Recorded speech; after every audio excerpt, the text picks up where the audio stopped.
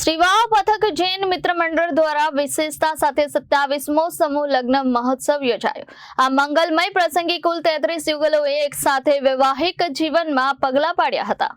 આ સમૂહ લગ્નની ખાસ વિશેષતા એ રહી કે યુગલોની સગાઈથી લઈને મોસાળો અને મામેરો સુધીની તમામ વિધિઓ સમાજ દ્વારા જ સંપન્ન કરવામાં આવી, જે આજે આજના સમયમાં સમાજ માટે પ્રેરણારૂપ છે।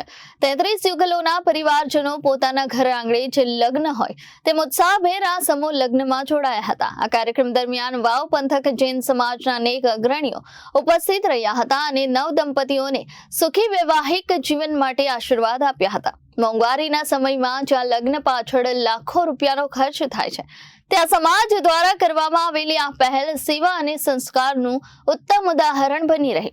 સમૂહ લગ્ન મહોત્સવ દરમિયાન જ્વાલીબેન ગ્રુપ દ્વારા સુંદર સંગીતની રજૂઆત કરવામાં આવી, જેના કારણે સમગ્ર માહોલ આનંદમય બની ગયો।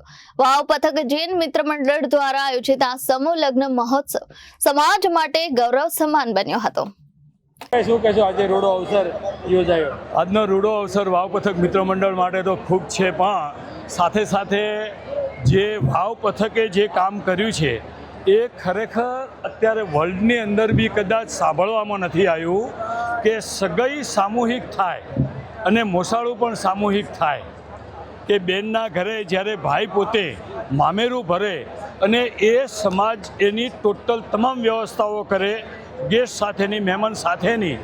આ એક ફર્સ્ટ ટાઈમનો જ એક અનુભવ દરેકને થયો છે, જે ખૂબ સરસ રીતે કામ થયું છે।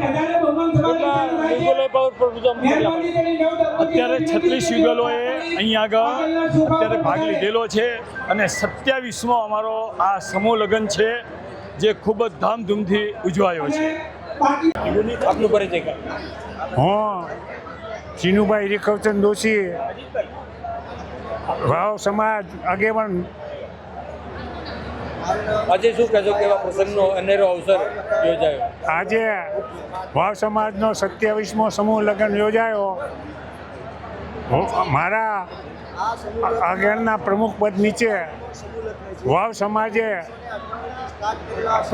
સમૂહ લગ્નનો કાર્યક્રમ ચાલુ કર્યો હતો અને આજે 27 વર્ષથી એ કાર્યક્રમને સુંદર રીતે ચલાવી જશે।